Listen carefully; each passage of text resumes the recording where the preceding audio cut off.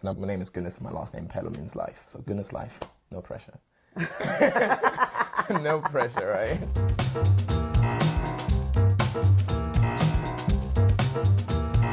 Tell me, what made you decide to come to Ireland? Honestly, it was a job.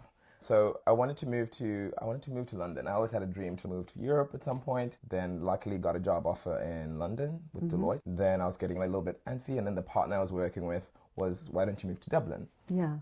To a job interview, I said, I've always loved the movie Braveheart. And they just started laughing. And I was like, then they literally looked at me like, you do know you're not going to Scotland, right? And I was like, yes, now I do.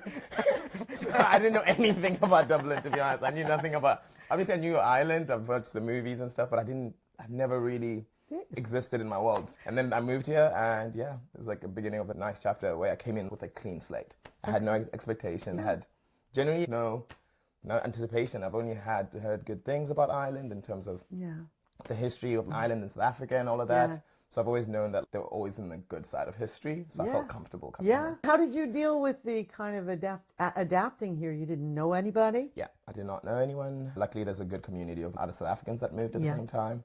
But the thing that I did the most at the very beginning, I went to a lot of events. Eventbrite was like my friend. I just went to a lot of events.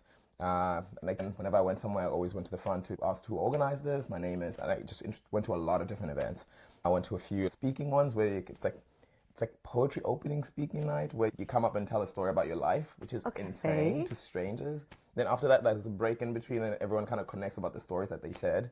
Amazing. And then that's when I made a lot of friends. I think that's from those interactions I started making a lot. Would you like to pronounce your last name? I call you Goodness, but I don't want to pronounce it wrong. So how do you pronounce your name? So my full name is Zibuya Goodness Mphelo. You can try Zibuya. Zibuya, yeah. Zibuya. Means goodness.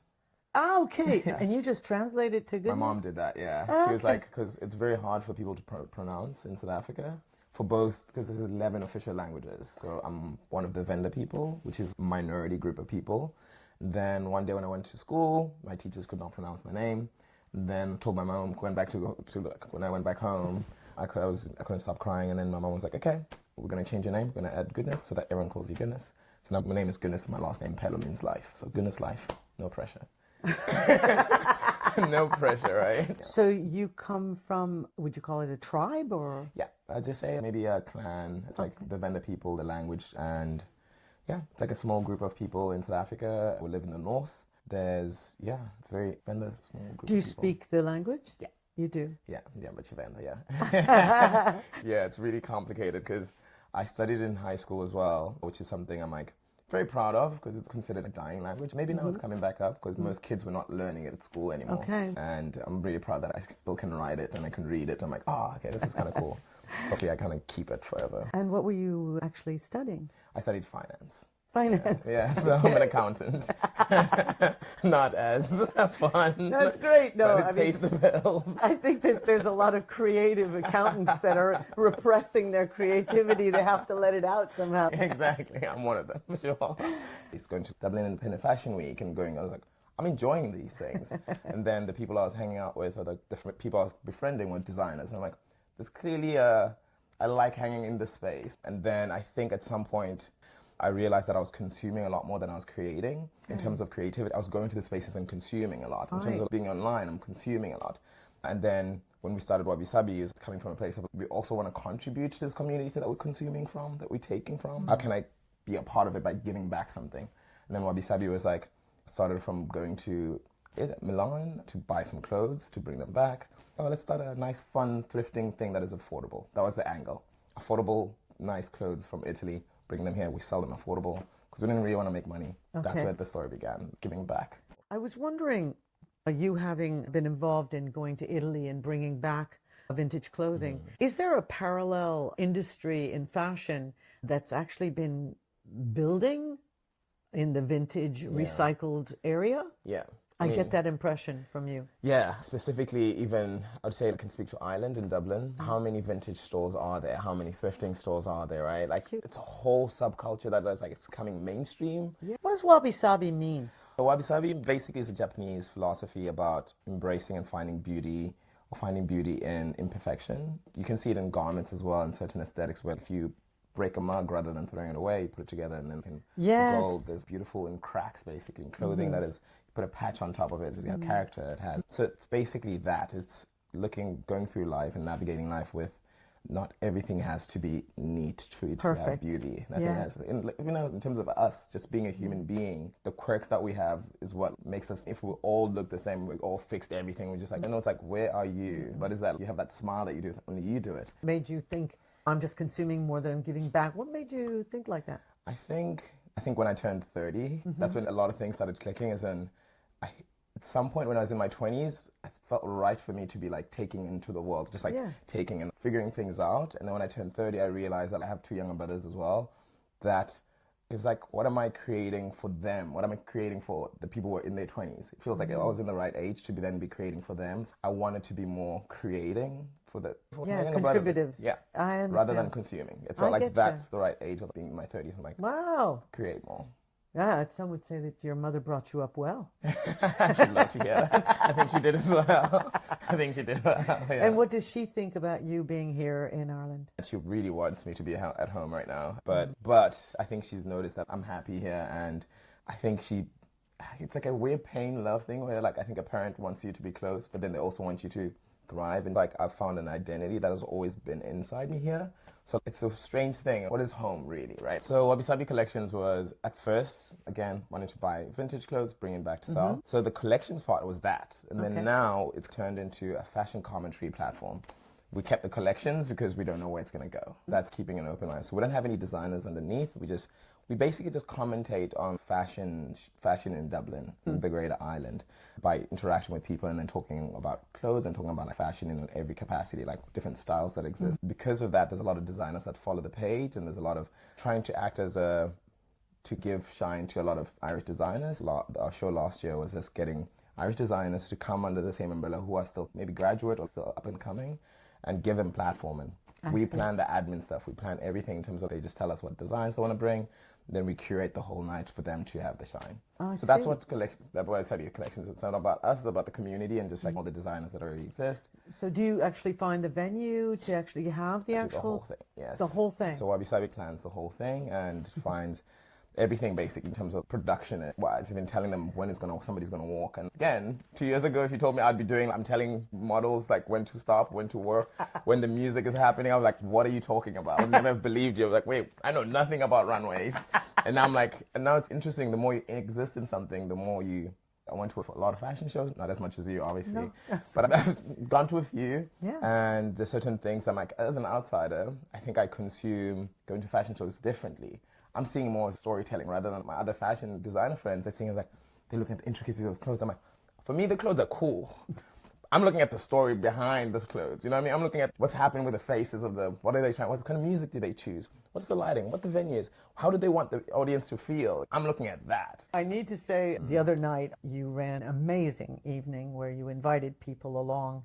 It was called Spotted Runway. Yeah, so Spotted Runways started off as an inspiration. The post that we do on Wabi Sabi is this thing called Spotted Mondays, where during the weekend when I'm going about, I see people wearing cool clothes in Dublin, everywhere I go, events, and I stop them, can I take a video of your outfit? And then on Mondays, I just post this video saying, these are the outfits I saw, Spotted Mondays. And that did really well in terms of engagement. People enjoyed seeing that. And then out of nowhere, sometimes being alone is so good because I was just sitting by myself in silence, maybe watching anime. I love anime. And then I just had this idea. I was like, wait, Spotted Mondays, why don't we do a Spotted Runway? And then in my head, that's when it clicked. I'm like, I don't think I've ever been in a fashion show, that didn't try to sell the clothes, but actually embrace clothes that people already have. So the whole concept is like, what would happen if we just made a fashion lovers in Dublin to come together and just celebrate the clothes that they already have, the people that we're being sporting? What if we gave them a platform to run the clothes that they already have? Then called my friend Matea and be like, is this a good idea? She was like, yes. And I'm like, okay. Literally took a video, because again, I hate if I sit with something, then I'll overthink. Then if I have an idea, maybe I'll confirm with a friend. Am I right? They say yes. Took my phone out immediately. I was like, hey, just had this idea. Then literally the same night, I love editing videos. I slept at 3 a.m. because after that, I'm like editing the video, I'm like posting it the next day. And then now it's out there, just asking people within the Dublin fashion scene to come up, like to basically volunteer. Like, would you want to walk the runway with your own clothes? Would you guys be interested in this? Question mark. So basically, you get this idea. You're gonna do a runway show. Yeah. So you send it out on Instagram. Yeah. Who wants to do it? Yeah. You chose 12. Why 12? Maybe 10 would be a good number, but I didn't think that many people would apply. I think like over like 80 people applied. And I was like reading those things and seeing the engagement. I was like, oh, there's something here. There's like a desire. And then the whole idea with they're going to showcase their clothes, not my clothes. They're going to showcase their clothes from their own wardrobe. So like I wanted to kind of curate different types of styles within Dublin. So even if there was like so many people applying, I was like, but then we need to get somebody who use this, different types of, not just fashion-wise, but also communities being represented. Yes. That's the one thing that was like curation, the curating of all of that, choosing certain people. I'm like, okay, this is a good curation of different bodies and identities that exist in Dublin and different styles that exist in Dublin. So that was the idea then when we posted it out, and then the day just kind of shaped up. We got a venue, and then from this communities, musicians being like, I want to be a part of this, photographers being, I want to be a part of this, people just saying, can I volunteer to help? And it just kind of moved, and then, you were there on Thursday. I must say, one of the most exciting things I've seen, and also I didn't expect it to be just a street casting. I was laughing to myself because even one guy came in, and I think his name was George. And George was wearing something like really understated. There was a pair of orange socks, and then I started laughing to myself thinking, we all need a George. George exists, and George is killing it. It's And also, you had people, afterwards, you had them all speak, and they were so honest as well, by the way. One guy was saying, I'm really shy, I never do this kind of thing, and he was given a look and everything. So, and there, it just blew my mind, because I remember watching and realizing bit by bit, oh yeah, these are people that he's met on the street. I think that you were making it up as you were going along. Yeah, there was a lot of improvisation there. Like there was a lot of just figuring it out. Even from the planning on the day as well, there was a lot of, I think when energies align, like the people themselves there just flowed. There wasn't much tension. Even if we were figuring it out, I was like, oh, just flowing. This makes sense. We had rehearsal. We only did one walk, because it was like around 6:15. We're like, the doors are about to open. They walked for a second. We're like, we're done. We're ready. Let's see how it goes. Like, we'll leave it to God now. We'll see. I wanted to go to a complex, big event, and then get 100 people free, come in, just enjoy fashion. I was just that's what I wanted. But then you adjust as you go, realizing that, okay, I can't get a venue that is big enough. And then the Fumbly fortunately came up, and I was like, okay, let's try this. They took a gamble on us, because they'd never done something like that before. Even the owner came, and then she came with her dog, and she was walking around. And then I was like going up, I was like, what do you think? And she said, this is amazing. And I was like, okay, I'm glad you like it. She was like, I've never done this. This is really cool. I was like, perfect. Okay. Yeah, it looked really professional. Oh, nice. Yeah. Okay, in the sense that there was somebody at the door, there was a person, the bar was open, people were receiving a little glass of sparkling wine. There was a beautiful group playing as well. And you say they showed up a last minute thing too? Yeah, Amy, they showed up, and then she brought a whole band.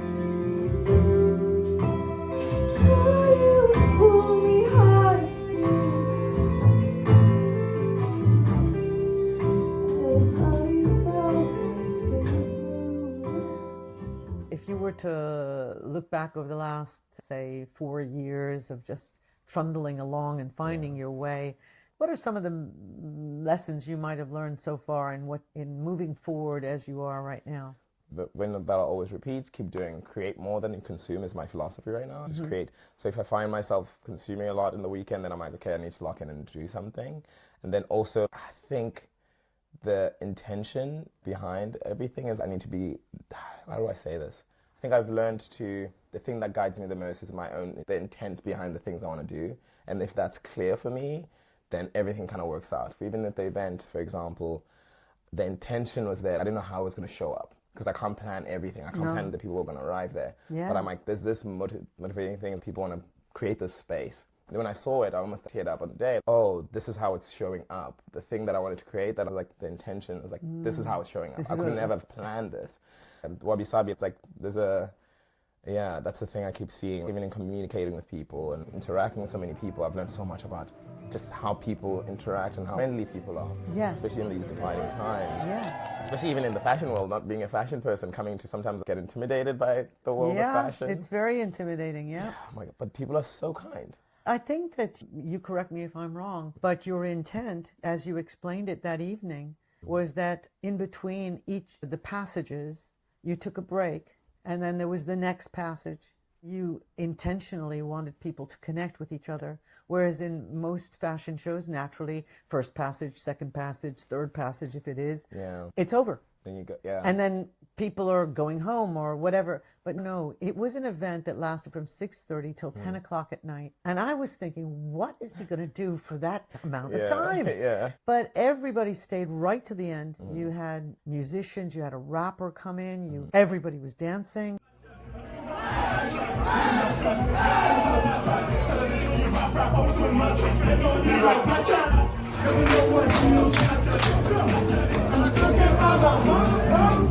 Wow. And so your feeling about this is that you'd like to do another one?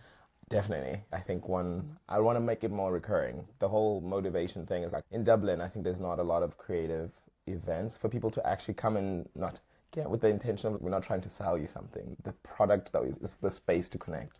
And fortunately, again, I want to create more. I want to put that on me. I'll create that for the community. I'll create that for the fashion creatives that come together, for the models, the aspiring models, for the aspiring. I want them to all have every second month, maybe. Maybe it will change. It won't be like as spotted runways. Maybe it'll be like, look like something else. Yeah, figure it out. Just like the idea. You want to make it exclusive as well, huh? Yeah, a little bit. You do. You want to make it special. You don't want anybody to get complacent about it. It's, hey, you gonna go on the runway? Yeah. I think you're gonna have. If you said you had 80 candidates and you pared it down to, I think you're going to have trouble with that. I think you're going to have a lot of candidates. Yeah, I might need volunteers. I might need a lot more volunteers. You said, I want to create community. Yeah. How would you put it? You mean within Wabi Sabi in Dublin? Yeah, you said, I want people to take the time to connect. Your intention behind that whole event, that's 6:30 till 10 o'clock. Yeah. What was your intention? I think it was to bring people together, like especially a community that kind of exists online. So Wabi Sabi is always it's an online page. But then if I say community, what is community? Community meets, community comes together, community interacts, not just with me as a page, like showcasing to them, but they also bring back to me. And so coming together and like them also being a community to each other. So many people connected on the day, like Instagrams being shared. I love seeing that, like people being like, photographers being like, oh, we should have a project together. I think that's what like I wanted that space to be. Like that was the vision, the intention, to have space for creatives to meet and to like build on that. I think it was a victory on so many levels, what you did. Getting back to the idea of creating a permanent home for Irish fashion, how do you see that? Have you any ideas about that at the moment? I think just the history of the few shows that I've gone to, even with Laura as well. Like, Laura, yeah, and just the context of seeing how much history fashion and garments have in Ireland, I think is quite interesting. It would be nice to have, it would be nice for me to just not to go to one place and see all of this. Feels like I'm getting a lot of knowing from different events, not centered in one place. Like talking to Laura, going to different panels, and there's so much knowledge and so much history. Yeah. But it's not, it feels like it's not centered somewhere. Like a museum would be amazing. A space where not just the garment, not just the books and stuff, but there's also garments you can see. Yeah. So that would be a beautiful place. And also, I don't know, there's also digital interviews. That's where Wabi Sabi exists. So I think it would be nice to, again, you said this conversation is going to exist forever in the internet. Also be nice to have in that digital space to talk about what were people talking about fashion at that point in time. That would be cool. I wanted to ask you if 5 years from now, there will be a space, there will be, I think there will be a museum, or not just a museum, I think there will be a center for fashion. That'd be amazing. Somehow. And how would you love to see your collaboration manifest itself? Imagine you're looking back 5 years ago, you're obviously inspiring other people. Right now, so you might be inspiring a lot of people to do the same thing as you. By the way, amazing, yeah. No, I mean, I love it. I love it. I love seeing people doing interviews now, doing in the streets. Just to also go back a little bit, like you said, it's brave to go up to people and ask questions. 2 years ago, when we started, we'd walk around for 4 hours and no one would say it. Everyone would be very nice and kind, be like, "No, thank you. I don't want to talk about," because it didn't. I don't know if it was not within the Dublin scene to be doing that. No, Especially talking about fashion. Obviously, when you go to London, you see it. When you go to Paris, you see it. And people interact with it because they expect it. Like you'll see in New York, people are like, "I've been waiting for this day." It exists. And then in Dublin, it was not really a thing for that day because it was not really happening. And then 2 years later now, people come up and be like, "When is my day?" Usually people were like the most bold, brave, but like they always, "No, thank you. I'm actually quite shy." Where are you? Look at your outfit. What do you mean? So I always found that really interesting. I think it's important to also archive. I love finding snippets of Dublin, Grafton Street in the 70s and these punk kids walking around, what they cared about and what they were talking about, how music scene was a heavy influence on the style at the time. People were going to discos, apparently. You'd see, and I was like, wait, and then now imagine the kids now, when you see them on the streets on Grafton and the interviews we've been doing, 50 years from now, how amazing will that be for a kid to watch those videos, to see those clips? This is what they were caring about. So many lives have passed by here, so many identities, so many styles, so many... That's a beautiful curation of time and appreciating everything. You're going to have to edit that film. That would be beautiful. That would be so beautiful. It would be. So cool. That would be so cool. You go on holiday, you see everyone wearing the same thing, you just copy and pasted. And then when you exist in the thrifting world, I think there isn't not much to copy and paste from. You kind of figure it out. You're Absolutely. Like, what did you get? What did you find? And also, it might not be just perfectly your size. But also, to give credit, I think, like what I was saying, I think coming to Dublin, the people, like, I'm going to mention Zeta, I always mention Zeta, because I think coming to Dublin and seeing her shows have there's a strong influence in, like, the way I view shows, because those are one of the best shows I've ever been to, going to her shows, and the way she curates and the way she talks about fashion, I found very welcoming and very, for me to be like, I can exist in this world in the way she does it. And like, I think that's also the space I want to create whenever I have a space, or like whenever Wabi Sabi has a space. It's like, I want it to feel accessible to anyone. As in, like, if you have a story, you can say something, interact with this, interact with the fashion world in your own way, like in whatever capacity, in however form. You have room in it. There's room for every identity and space. You know what I asked that as well, but what I really like about you guys is that you're opening up a highway and you're inviting people in. And if there was someone or something that you'd like to shine a light on, what would that be? Or you're shining a light on something that you find really interesting, or something like that. What would you say that? I think the thing that always comes to mind, I think there's a lot of class undertones that exist in fashion that hurts me, especially when I interact with it. It feels like, that's why even for the show, I even said, if you can't afford a ticket, DM us, we'll get you a ticket. There's some people where I was like, don't worry about a ticket, especially in certain spaces like that. Even in the way people dress, the best conversational interview I ever had was with a guy in the north wearing tracksuits. That's the best, honestly, one of my most favorite interviews when I had with him, because I think it was like 2 years ago, and I was intimidated to go up to him and say, is this a conversation about fashion? And he was also like, do you want to talk about fashion? I'm not fashionable. I'm like, you're wearing very specific things. It's very, the particular, you're saying something, and I want to understand and engage with you. I was like, what are you saying? The conversation, he was like, actually, my style tells you where I'm from, my community, how I dress. And I'm like, and then I was like, is there something that you want to, how you treat it in the way you dress? And he just said, I get stopped by the cops a lot. And he's a white man. And then me being a black man from South Africa, I realized, I'm like, oh, you're being profiled by the way you dress. And then I'm used to being profiled by my skin. And even in the way I exist within fashion in the South Dublin, I noticed that there's certain undertones that kind of excludes that community, that kind of space. And I'm like, that kind of hurts me sometimes, and I don't want to exist and participate in that. So I want to open to that community as well. I would have loved for the walk to have somebody who's wearing like text. I would have loved, on the walk, I tried to find a person. I would have been like amazing for me to be like, this is still fashion. It's not in a way that, like, you know what I mean? It's not in a way that, I'm like, this is still people that exist in Dublin. It's a majority of people that exist in Dublin. I think it's really interesting, the concepts that you're thinking of right now. But what do you think now, from the point of view that you've had? What do you think is going on in the Irish fashion scene? It's interesting to see how much creativity is showcased in most of designers' work, and it's interesting to see them on the ground as well. You can see something on a runway, like we go to Dublin Independent Fashion Week and I see them on the runway. It's interesting in Dublin when I walk around, I can see something like, oh, that's a MIHAI. I'm enjoying seeing how it's interacting within the city, just on the runway. So that means the public is actually enjoying wearing Irish designs. But I think on the ground, in terms of the social aspect of fashion in Dublin, I'm enjoying seeing how, from the last 2 years of doing interviews, how much expression there is. It's starting to pop up. People are feeling more free to showcase their own personality and their individual style. Now I go outside and I see so many people I want to interview. Like I told you, 2 years ago, I'd see maybe 1-2 people that are like out there, like something about them just catches me. And now I go out, I'm just like, I see so many people. I go out on Drew, I just walk around for a second. I'm like, whoa, so many different styles, so many And that's really fun to see. It's interesting because I don't know if I could compare it with any other city in terms of like the style. I think Dublin or Ireland in particular is still finding its voice in many ways, especially with the booming industry of tech and all of these people that are coming in. There's a lot of, again, I keep saying this, I could be wrong.